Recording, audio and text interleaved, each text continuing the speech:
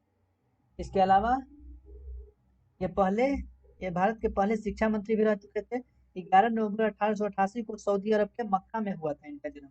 इनका जन्म कहाँ हुआ था? 11 नवंबर 1888 को सऊदी अरब के मक्का में।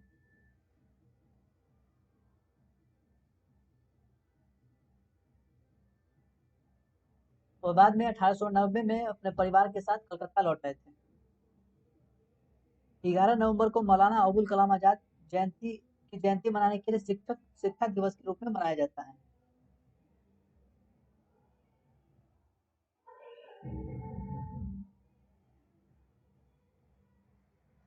Question number 13, central excise day किस दिन पूरे भारत में मनाया जाता है? तो किस दिन मनाया जाता है? 24 फरवरी को। 24 फरवरी को सेंट्रल एक्साइज डे मनाया जाता है।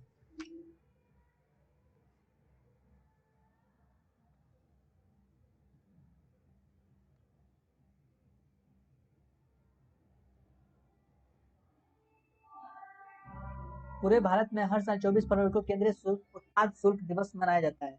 देश के केंद्रीय उत्पाद सीमा शुल्क बोर्ड की सेवा को सम्मान करने के लिए यह दिन मनाया जा रहा है। यह दिन 24 फरवरी 1944 को केंद्रीय उत्पाद शुल्क और नमक अधिनियम के स्मरण उत्सव के रूप में मनाया जाता है। Central board of indirect taxes and customs, इसके चेयरपर्सन कौन है? मिस्टर अजीत कुमार। इसकी स्थापना हुई थी 1 नवंबर 1964 को। इसका मोटो रहता है टैक्स कलेक्शन को लेना, राष्ट्र की सेवा में कर को संग्रह करना। हेडक्वार्टर इसका नई दिल्ली। अटलांटिक महासागर में एकल पंक्ति में सबसे कम उम्र की महिला कौन बनी है? जैमसिन हैरिसन। कौन बनी है? जैमसिन हैरिसन, जो कि एक टीचर है, 21 वर्षीय है। 21 वर्षीय यंगेस्ट फीमेल है जिन्होंने पूरी अटलांटिक को पार कर दिया। एक अकेले नाव के सहारे इन्होंने पूरे अटलांटिक को क्रॉस किया है।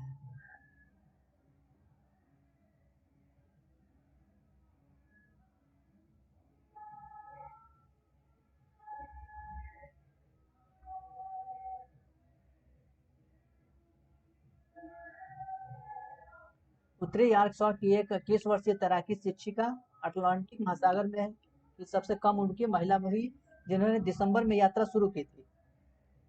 ये कैनरी द्वीप में ला गोमेरा से रवाना हुई और एंटीगुआ पहुंचने में उन्हें 70 दिन लगे। 70 दिन 3 घंटे और 48 मिनट की यात्रा की।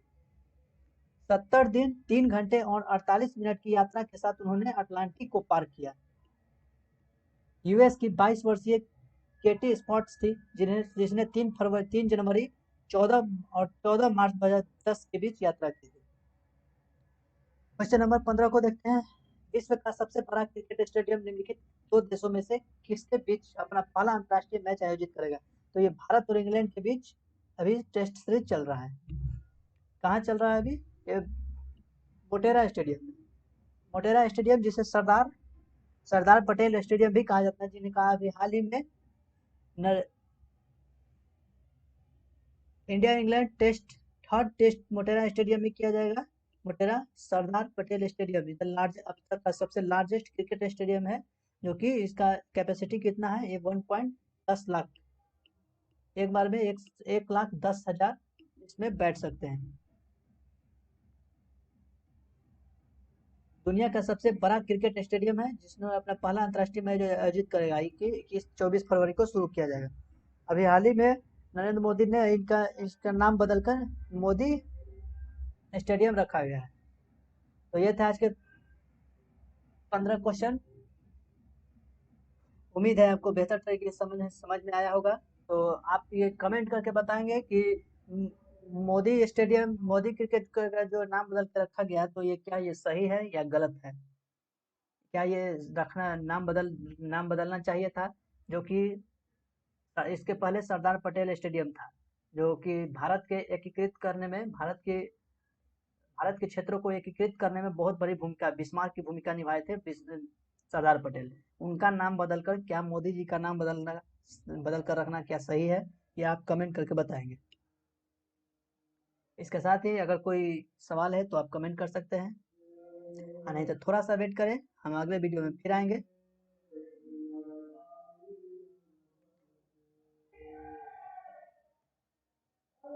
तो मिलते हैं नेक्स्ट वीडियो में।